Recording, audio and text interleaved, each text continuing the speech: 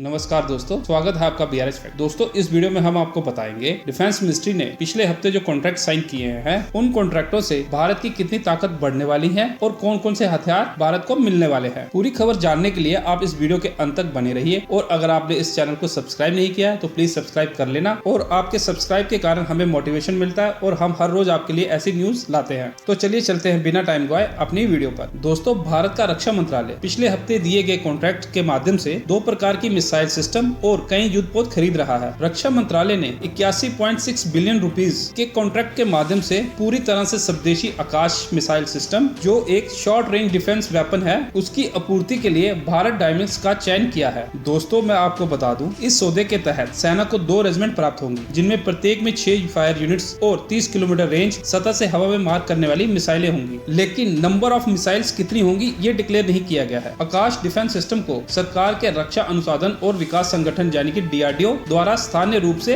Design और विकसित किया गया था। इस सौदे में लाइव मिसाइल और लॉन्चर के साथ upgrade ground support equipments, vehicle और इंफ्रास्ट्रक्चर भी शामिल है। आकाश वेपन सिस्टम की एक रेजिमेंट 6 लॉन्चर से बनी है, जो 16 मिसाइलें और 2 कमांड पोस्ट, एक ट्रैकिंग रेडार सिस्टम और सपोर्टिंग व्हीकल के साथ लगे हैं। DRDO के अनुसार 5.6 लंबी आकाश मिसाइल 2.5 मैक की उड़ान भरने में सक्षम है और 60 किलोमीटर की ट्रैकिंग रेंज के साथ एक fire control ground surveillance radar द्वारा गाइडेड है। सिंपल भाषा में बताऊं तो हमारा आकाश डिफेंस सिस्टम 60 किलोमीटर दूर से आ रही दुश्मन की मिसाइल या कोई भी एरियल व्हीकल हो, उसे ट्रैक करने में सक्षम है। जैसे ही दुश्मन की मिसाइल या कोई भी एरियल व्हीकल आकाश डिफेंस सिस्टम की रेंज में आता है, वैसे ही आकाश डिफेंस सिस्टम की मिसाइल उस टारगेट को नष्ट कर देती है। दोस्तों, ये तो मैंने आपको बता दिया आकाश डिफेंस मिसाइल सिस्टम के बारे में। इसके साथ अलग से डिफेंस मिनिस्ट्री ने Indo Russia joint venture company BrahMos aerospace को BrahMos next generation maritime mobile coastal battery के लिए 17 अरब रुपए का कॉन्ट्रैक्ट प्रदान किया है। ब्रह्मोस लैंड अटैक, क्रूज और एंटीशिप मिसाइल है। ये BrahMos next generation maritime mobile coastal battery system supersonic cruise missile से लैस होगी,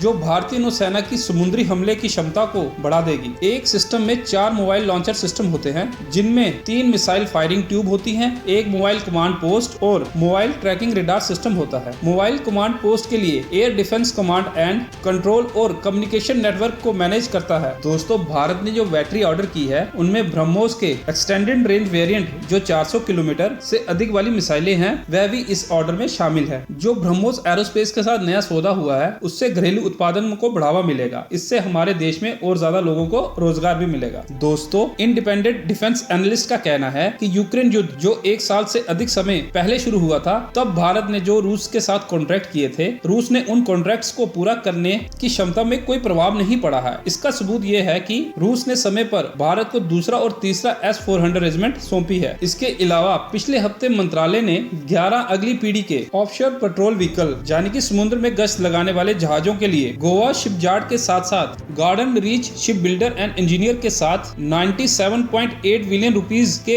कॉन्ट्रैक्ट्स पर हस्ताक्षर किए। दोस्तों, 11 जहाजों में से 7 स्वदेशी रूप से डिजाइन, विकसित और निर्मित गोवा द्वारा किए जाएंगे और 4 गार्डन रीच द्वारा किए जाएंगे। और अगर इन जहाजों की डिलीवरी की बात करें तो ये सितंबर 2026 में शुरू हो जाएगी। ये विसल्स नौसेना को अपनी लड़ाकू क्षमताएं बनाए रखने और ऑपरेशनल रिक्वायरमेंट जैसे anti piracy, counter infiltration, anti tracking और बचाव कार्यों के साथ साथ विभिन्न ऑपरेशनल आवश्यकताओं को पूरा करने में सक्षम होंगे। पिछले साल ही मंत्रालय ने इन जहाजों को अपनी तीसरी आर्म्स प्रतिबंध सूची में शामिल किया गया, जिसका अर्थ ये है कि विदेशी उपकरण निर्माता अब इन विशेष जहाजों की आपूर्ति नहीं कर सकता। इसके अलावा राज्य द्वारा संचालित कोचिन शिपयार्ड ने नौसेना को अगली पीढ़ी की 6 मिसाइल जहाजों की आपूर्ति के लिए लगभग 98.1 मिलियन रुपीस का कॉन्ट्रैक्ट जीता था और जिसकी डिलीवरी मार्च 2027 में शुरू होने वाली है। दोस्तों, अब आपको पता चल गया होगा कि आने वाले टाइम में कौन कौन से हथियार मिलने वाले हैं और उनकी क्या क्षमताएं हैं। आपका क्या कहना है पूरी खबर पर, प्लीज कमेंट करना और अगर आपको ये वीडियो अच्छी लगी हो तो इसे लाइक और चैनल को सब्सक्राइब कर देना।